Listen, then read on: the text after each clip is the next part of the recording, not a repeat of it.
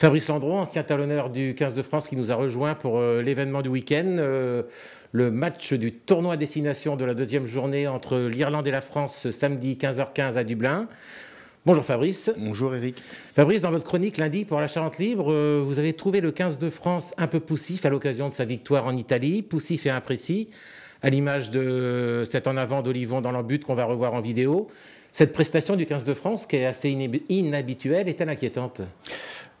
Oui, Ouais. oui, quand on est un prétendant à sa propre succession, je trouve que c'est un peu inquiétant. Alors après, c'est psychologique. Est-ce que si ça avait été le même match à Twickenham, est-ce que l'état d'esprit aurait été le même? Mais bon, les Français quand même sortaient de 15 jours de préparation à Cap-Breton. Est-ce que c'est l'environnement? Est-ce que c'est aussi peut-être un peu de suffisance en disant, bon voilà, on sait qu'on va aller à l'Aviva Stadium une semaine après.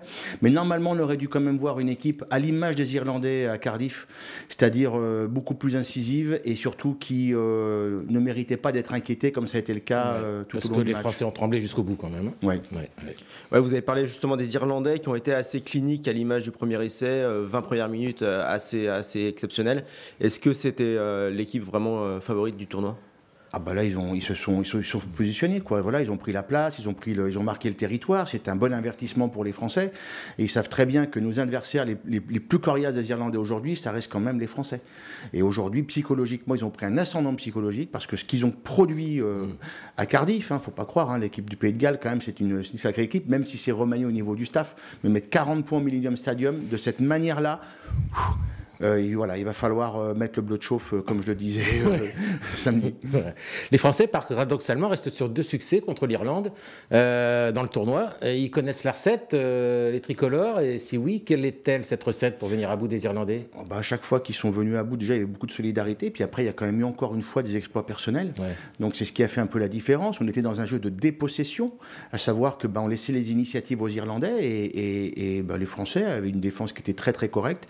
Et après sur justement les contre-attaques, ils sont très terriblement efficaces. On connaît les X-Factors, voilà, on connaît la capacité de Dupont, de Penaud, de Jalibert, alors qu'il vient un impact player. Donc il y a vraiment des garçons qui sont capables de faire la différence. Alors est-ce qu'ils seront capables de le faire samedi? Voilà, il faudra d'abord éviter et diffuser un petit peu la pression que vont mettre les Irlandais, parce que eux, c'est déjà leur finale, ça c'est sûr. Et il faudra être beaucoup plus discipliné surtout.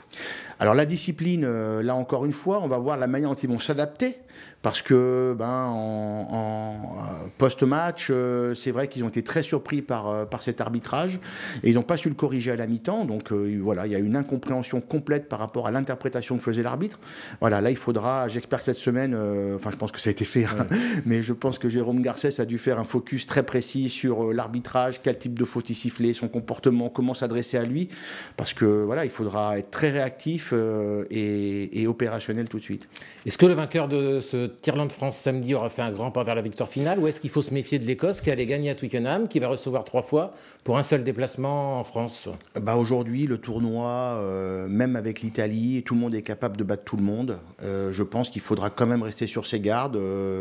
L'Irlande, en l'emportant contre la France, aura fait un bon bout de chemin, même s'il restera quand même d'autres adversaires à battre. Mais voilà, ils auront en tout cas écarté un prétendant à la victoire.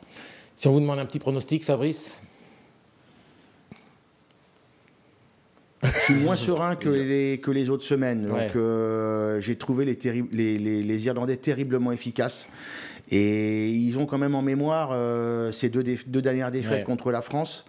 C'est un peu comme le Marseille PSG de la Coupe de France.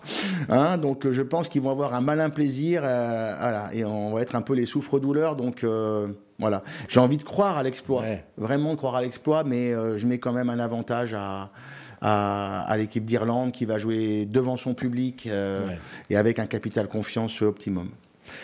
Merci Fabrice.